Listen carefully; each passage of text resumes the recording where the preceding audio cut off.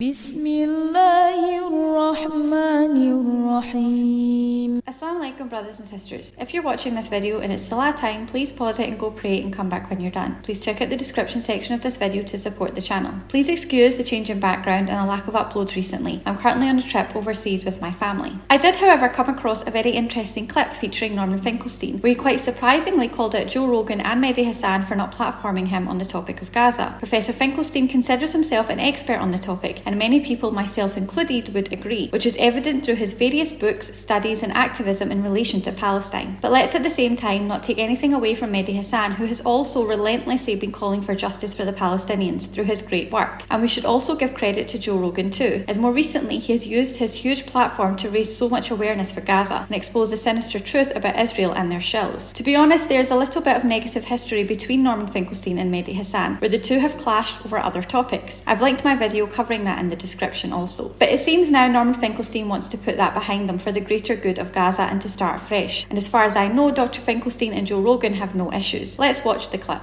Israel does what it always does. Israel's initial order was no food, fuel, water, or electricity would be admitted to Gaza. And we're right back there now.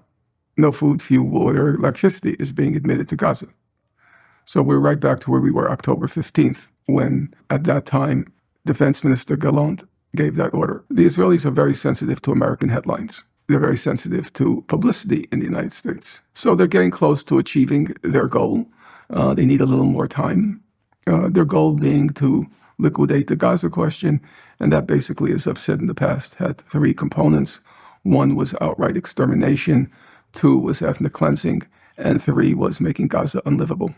And it's almost there. Through this miracle called the social media, all the efforts to wipe me out haven't succeeded in the way they once did. And even with all the algorithmic adjustments to wipe me out in the current social media, it hasn't succeeded. And I've been able to have an impact. I'm too old to care.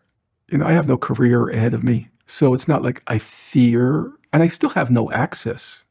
I have none, except for Piers Morgan, who noticeably hasn't called on me in recent months. I was on no mainstream program at all. You take everyone from a Joe Rogan to a Mehdi Hasan. That whole range from Joe Rogan to Mehdi Hasan.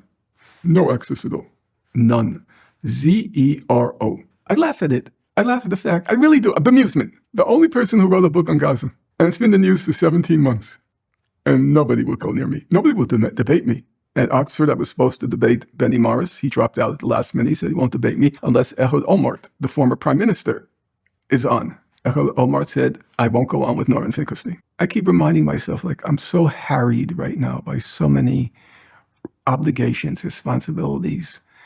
And sometimes I'm running from pillar to post. And I say, Norm, you're going to be dead in 20 years. Calm down. So I'm at that point in life where there's no longer bitterness, there's just amusement.